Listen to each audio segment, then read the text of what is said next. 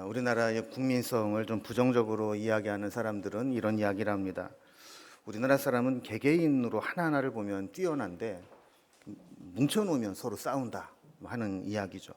실제로 외국 사람들을 만나보면 한국인이 여러 면에서 뛰어나다는 것을 느끼게 됩니다.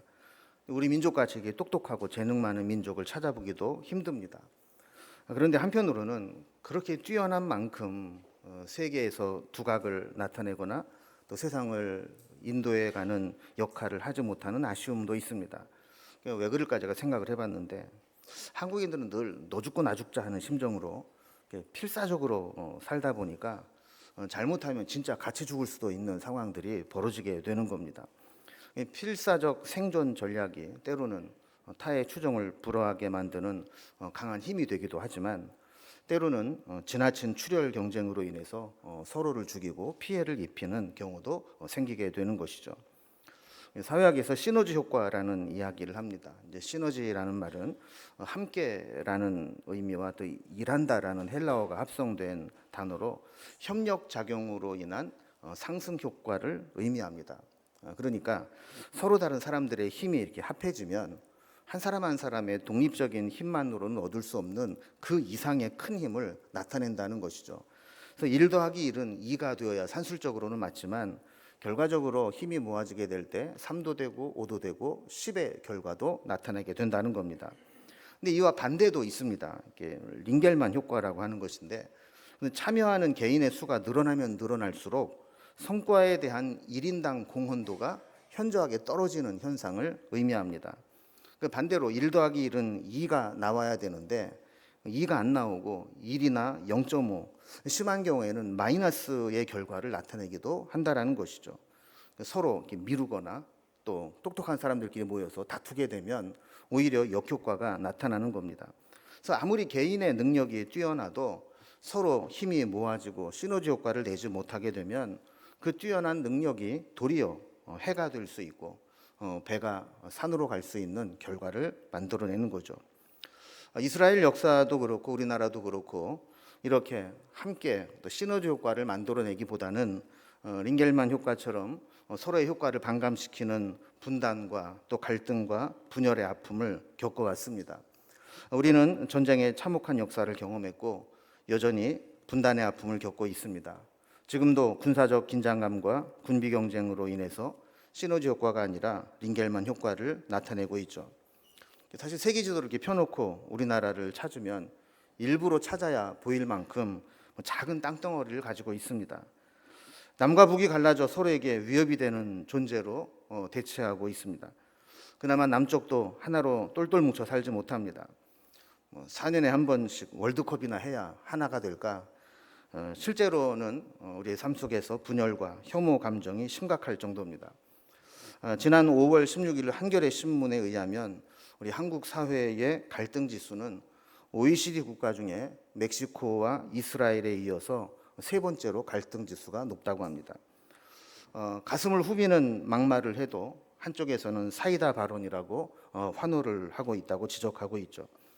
화합의 정치는 실종된 지 오래고 한국 사회는 극단적 갈등 구조가 점점 심해지고 있다고 느낀다는 겁니다. 세대 간의 갈등, 남녀 간의 젠더 갈등, 경제적 양극화로 인한 불평등에서 만들어진 갈등, 이런 갈등 속에서 서로의 차이들이 다름으로 인식되는 것이 아니라 서로에 대한 혐오로 표현되고 있다는 것이죠. 특히 정치적 성향이 다른 이 갈등은 서로를 아군과 적군으로 갈라놓는 정서적 내전 상태에 이르고 있다라고 표현하고 있습니다. 재미있는 통계 중에 하나는 정치적 성향이 다른 사람과는 밥도 같이 먹기 싫다, 이렇게 응답한 사람이 41%나 된다라는 거예요.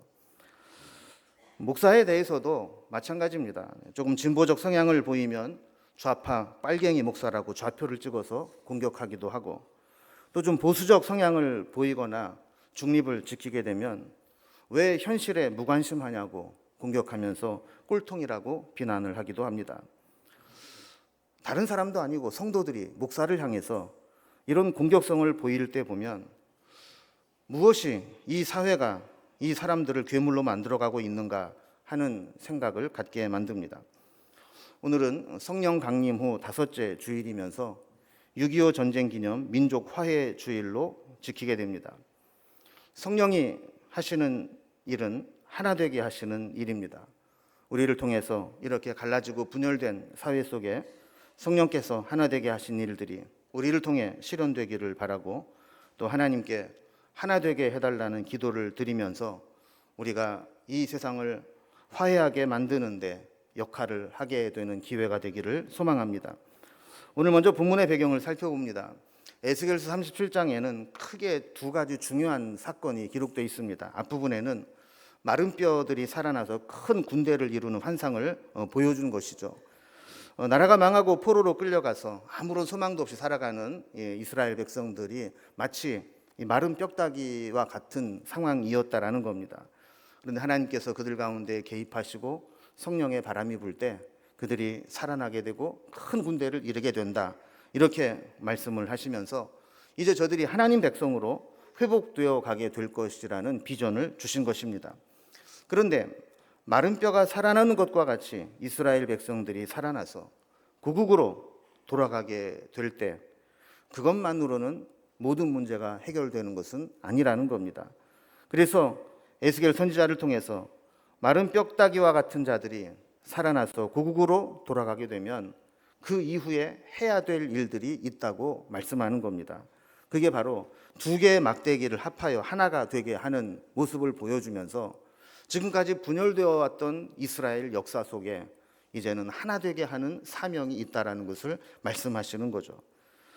이스라엘은 솔로몬이 죽은 후에 르호보암 시대에 여로보암이 나라를 분열시켜 나가면서 저들은 남왕국과 북왕국으로 갈라지게 되었고 또 통일을 이루지 못해 왔습니다.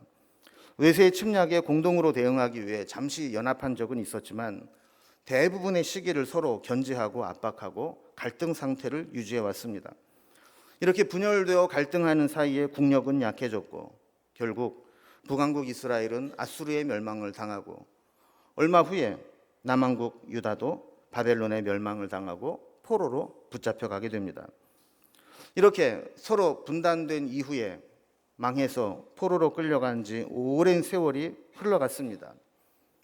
만약에 이 문제를 해결하지 못하고 고국으로 돌아가기만 한다면 저들은 또다시 고국에 돌아가서 남왕국과 북왕국으로 갈라져 싸울 것이 뻔했기 때문에 하나님은 에스겔에게 이 두 개의 막대기를 그의 손에서 하나가 되게 하는 이 사건을 통해 하나님께서 저들을 하나로 묶기를 원하신다는 메시지를 주고 계시는 겁니다. 하나님은 에스겔에게 막대기 두 개를 준비하게 하셨습니다.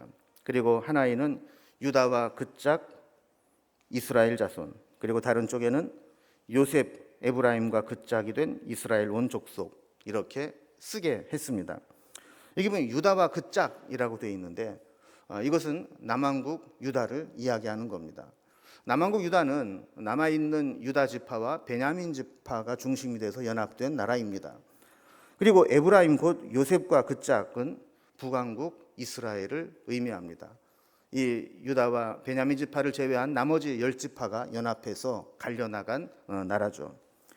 여기에 유다와 그 짝이라고 할 때 이 유다라고 하는 것은 나라 이름이 아니라 지파 이름을 의미하는 겁니다. 또 밑에 에브라임 곧 요셉과 그 짝이라고 할 때 에브라임은 또 지파 이름을 의미하는 것이죠.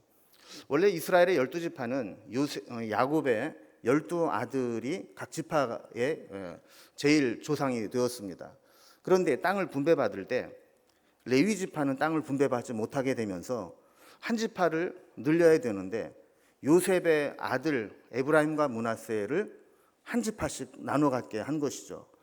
그런데 특별히 여기 에브라임 지파는 북왕국 이스라엘을 만들어갈 때 주축이 되었던 지파입니다.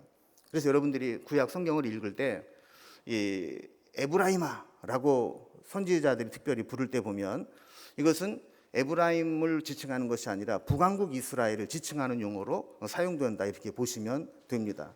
여기에서도 에브라임 곧 요셉과 그 짝 그랬을 때에는 이 북왕국 이스라엘을 의미하는 것이죠.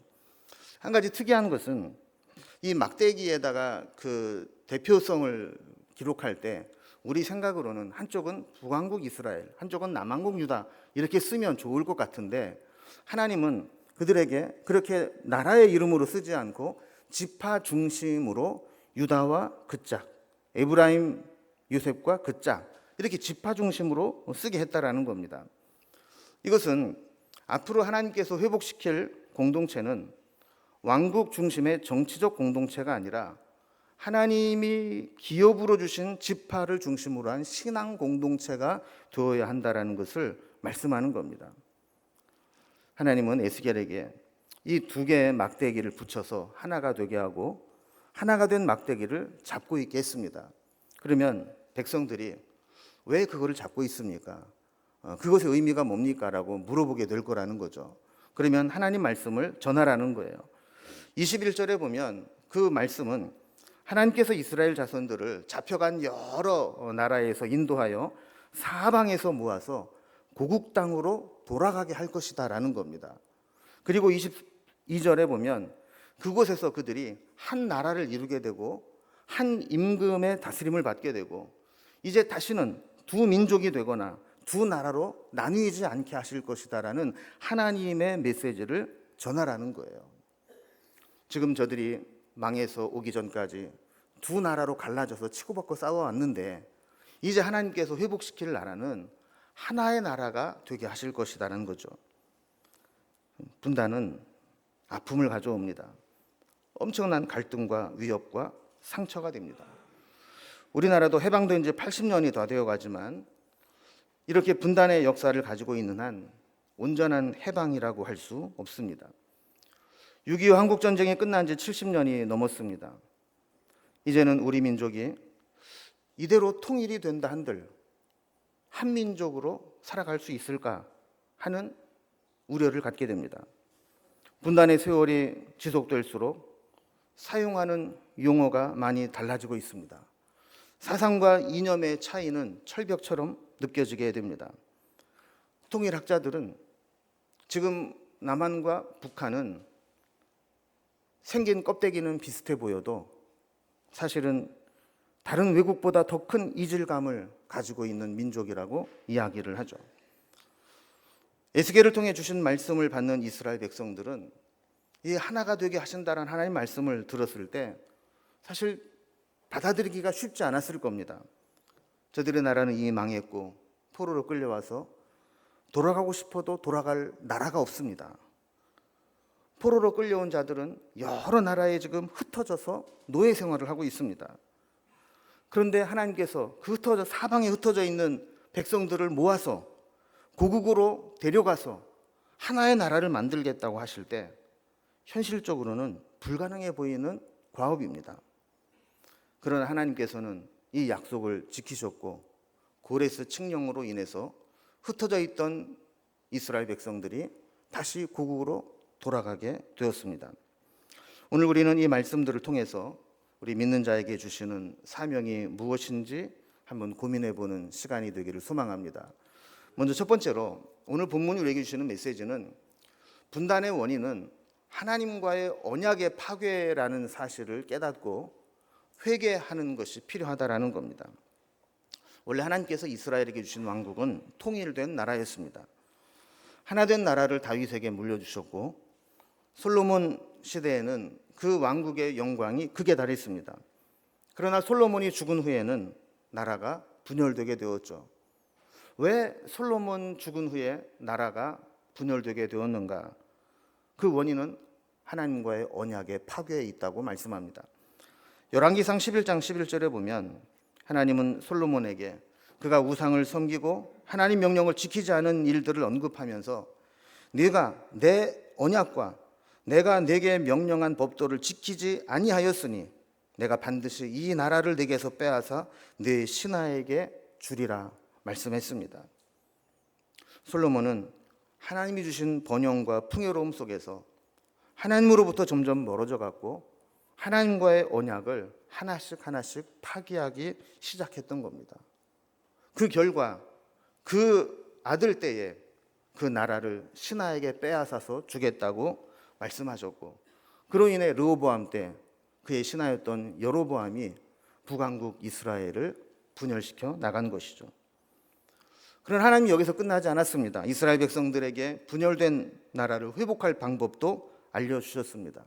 오늘 본문 22절에 보면 저들은 이제 한 나라를 이루게 될 것이고 한 임금이 모든 나라를 다스리게 될 것이고 절대로 두 나라로 두 민족으로 갈라지지 않게 하시겠다 하시면서 23절에 보면 내가 그들을 그 범죄한 모든 처소에서 구원하여 정결하게 한즉 그들은 내 백성이 되고 나는 그들의 하나님이 되리라고 말씀했습니다. 깨어졌던 하나님과의 언약의 관계가 회복되게 하실 거라는 거죠. 그런데 한 나라를 둘로 나누어지지 않게 하려면 한 가지 전제 조건이 있습니다. 그들이 파괴하고 범죄했던 모든 처소에서 정결하게 하시는 일이 선행되어야 한다라는 것입니다. 여기에서 정결하게 한다라는 것은 단순히 잘못을 인정하고 반성하는 행위나 제사를 드리는 의식적인 정결이 아니라 하나님 말씀과 약속에 입각해서 우리의 잘못된 모든 삶의 양식들을 구체적으로 바꾸어 나가는 것을 의미하는 겁니다. 우리로 말한다면 우리의 범죄한 모든 처소, 모든 삶의 영역, 모든 유형의 잘못들을 끊어버리고 하나님께서 말씀하시는 대로 돌아가는 겁니다.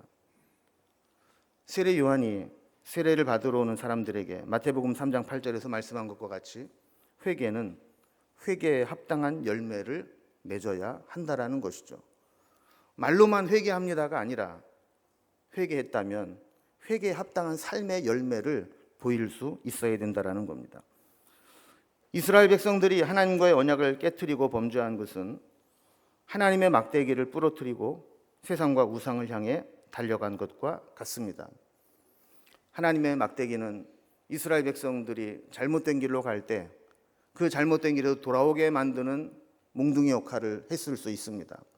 그런데 이스라엘 백성들은 그것이 싫다고 막대기를 분질러 버린 것이죠. 이 막대기의 제한을 받지 않을 때 저들은 하고 싶은 대로 하니 좋았을 겁니다. 그러나 정말 그 하나님의 막대기가 필요할 때 그들은 사용할 수 없게 되었고 부러진 막대기로 서로를 향해 공격하며 상처를 주는 결과를 가져오게 된 것입니다. 우리나라에 적용을 해본다면 막대기 하나에는 대한민국이라고 쓰고 또 하나의 막대기에는 조선인민공화국이라고 써서 서로에게 갈라진 두 개의 막대기를 가지고 위협하고 있는 것과 같은 것이죠. 대부분의 분열과 다툼과 혐오는 자신의 잘못이나 책임을 회개하지 않고 상대방을 비난하고 공격하기 때문에 나타나게 되고 증폭되게 됩니다. 문제의 원인을 나에게서 찾지 않고 상대방에게서 찾으려고 하기 때문에 그 갈등은 해결되지 않는 겁니다. 우리나라도 평양을 동방의 예루살렘이라고 불렀습니다. 1907년 평양에서 시작된 민족 대부흥운동은 전국으로 퍼져나갔고 엄청난 영적인 부흥을 경험해서 그 현장을 경험했던 선교사님들은 놀라움으로 그 영적 부흥을 기록으로 남겨왔습니다. 그러나 그 영적 대부흥운동은 오래가지 못했습니다. 교회는 온전히 서지 못했고 서로 다투며 교단이 분열되기 시작했습니다. 교회의 복음의 본질을 지켜나가지 못하게 되었고 교회 학자들은 이 나라가 남과 북으로 갈라진 여러 가지 사회학적 요소가 있지만 만약에 그 원인을 교회 사적으로 본다면 교회의 타락과 분열에 있다고 평가하기도 합니다. 여러분, 우리도 마찬가지입니다. 우리가 속해 있는 공동체가 하나 되지 못하고 서로 분열을 하고 반목과 다툼으로 점철되고 있다면 혹시 내가 믿음으로 바르게 살지 못해서 이런 분열과 갈등이 일어나고 있지는 않은지 돌아봐야 할 것입니다. 두 번째로 오늘 본문이 우리에게 주는 교훈은 우리를 하나 되게 만드는 유일한 비결은 우리의 지혜나 힘이 아니라 오직 하나님 손에서만 가능하다라는 것입니다. 하나님은 말씀합니다. 내 손에서 하나가 되게 하리라. 19절 뒷부분에도 보면 하나님 분명히 말씀하시죠. 내 손에서 하나가 되리라. 사람의 힘만으로는 하나가 될 수 없습니다. 사람이 주도하는 화해와 일치는 온전하지 못합니다. 사람은 시간이 지날수록 감정의 골이 깊어지고 자기중심적으로 생각하게 됩니다. 그래서 하나님이 하나 되게 하지 않으시면 인간의 노력만으로는 하나됨을 이루지 못한다는 겁니다. 이스라엘 역사에도 히스기야나 요시야와 같은 경건한 왕들은 남아있는 북왕국 이스라엘 백성들과 연합하여 다시 한번 통일을 이루려고 했지만 그 수고와 시도는 다 실패해 버렸습니다. 우리가 정말 하나 되기를 원한다면 하나님만 바라보아야 합니다. 하나됨의 시작은 하나님이 우리 역사의 주관자이심을 인정하는 것에서부터 시작되는 겁니다. 만약에 하나님께서 역사하시기만 한다면 우리가 전혀 상상하지 못했던 방법으로 하나님은 역사의 방향을 바꾸실 수 있는 분이기 때문입니다. 그래서 우리는 하나님께서 하나 되게 하시기를 소망하며 기도의 줄을 놓지 말아야 합니다. 에스겔서 36장 37절에 보면 하나님께서는 이스라엘 백성들에게 회복해 주실 것을 약속하셨지만 그래도 이스라엘 족속이 이같이 자기들에게 이루어 주시기를 내게 구하여야 할지라라고 말씀합니다. 아무리 하나님께서 주겠다고 약속한 것이라 할지라도 하나님은 우리의 기도의 응답으로 주기를 원하신다라는 겁니다. 그래서 그래도 이루어 주시기를 내게 구하여야 할지라 강조하는 거죠. 아무리 좋은 것을 하나님이 주셔도 기도 안 했는데 주시면 자기가 잘나서 자기 힘으로 이룬 줄로 착각합니다. 그렇게 얻는 것을 당연한 것으로 여깁니다. 때로는 재수가 좋아서 이렇게 되었다고 생각합니다. 그러나 기도해서 하나님의 약속을 받아낸 사람은 이 모든 것이 하나님의 은혜임을 알기에 하나님이 하셨다고 고백하게 되는 겁니다. 하나님은 우리에게 하나됨을 이루어 주실 때에도 기도해서 기도의 응답으로 주시기를 원하는 거죠. 우리가 얻어야 할 평화, 하나됨, 통일, 용서, 회복 이런 것들은 다 하나님의 손에 있습니다. 하나님은 그것을 원하시고 우리는 기도로 그것을 얻기를 원합니다. 나의 고집과 자존심과 욕심이 하나님의 약속을 이루는데 장애물이 되지 않고 도리어 우리의 기도의 씨앗이 하나님의 약속을 이루어내는 은혜로 자라날 수 있기를 주님의 이름으로 기원합니다. 마지막 세 번째로 분열된 공동체의 하나됨을 위한 교회의 사명이 있음을 알아야 할 것입니다. 하나님께서는 에스겔에게 두 개의 막대기를 손에 잡아 하나가 되게 하라고 지시하셨습니다. 마찬가지로 하나님은 이 땅에 연합을 위해 쓰실 사명자를 찾으십니다. 하나님은 누구를 통해 하나 되게 하실까요? 물어보나 마나 그것은 하나님의 교회와 하나님의 백성들을 통해서 그 사명을 감당하기를 원하십니다.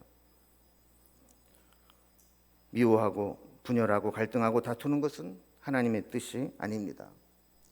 분열된 공동체를 하나로 묶었던 좋은 예를 독일 교회는 역사적으로 우리에게 보여주고 있습니다. 독일은 2차 대전에서 패망한 후에 우리나라처럼 서독과 동독으로 분리되었습니다. 한쪽은 공산주의 정권이 들어서고 한쪽은 자유민주주의의 체제를 가진 나라로 나누어지게 되었습니다. 그러나 독일 교회는 늘 우리는 하나라고 주장했습니다. 독일 교회는 총회를 가르지 않았습니다. 동독에서 이 총회를 방해하기 위해서 총회에 참석하는 것을 허락해 주지 않았습니다. 동독의 교회 지도자들이 총회로 모일 수가 없었습니다. 그러나 동서독 교회는 국경 지역에 모여 전화로 회장 선거도 하고 중요 안건을 처리하기도 했습니다. 동독은 동독의 교회를 압박하기 위해 종교세를 폐지하고 교회의 재정적인 지원을 끊어버렸습니다.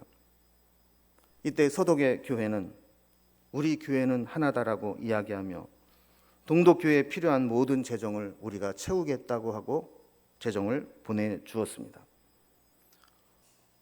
동독과 서독을 서로 갈라놓으려고 할 때 교회를 중심으로 성탄 카드와 부활 카드를 보내는 운동을 하면서 저들은 하나됨을 잊지 않으려고 했습니다. 어느 순간 하나님께서 역사하셔서 베를린 장벽이 무너져 내리고 동독과 서독이 하나가 될 때 그 이전부터 교회는 하나됨을 잊지 않았고 하나 되려고 하는 노력을 중단한 적이 없었다라는 겁니다. 세계대전의 주범인 독일이 다시 통일되는 것을 주변 국가들은 공통적으로 반대해 왔습니다. 만약에 저들이 다시 통일이 되어 힘을 갖게 된다면 세계 역사에 위협이 된다라고 생각했기 때문이죠. 그러나 독일 교회는 하나님 앞에서 하나됨을 지키려고 노력했고 하나님은 때가 되어 동독이라는 막대기와 서독이라고 하는 막대기를 하나가 되게 하셨던 겁니다. 저는 우리 역사에도 이런 은혜의 열매들이 맺혀지기를 소망합니다. 교회가 남북한의 관계뿐만 아니라 이 사회 곳곳에 분열을 조장하고 갈등의 핵심에서 벗어나서 이제는 화해와 평화를 이루는 역할을 해야 될 때라고 생각합니다. 그래서 이 사회의 갈등 지수가 현저하게 낮아지고 이 민족이 하나됨을 지켜나가고 남북이 통일되었을 때 여러 사회학자들이 그 원인을 분석해 본 결과 그 핵심에 교회의 역할이 컸다라고 인정할 수 있도록 하나님의 교회와 하나님의 백성들이 하나됨을 지켜나가고 이 땅을 하나님의 나라로 만들어 나가는데 앞장서 나가기를 주님의 이름으로 기원합니다.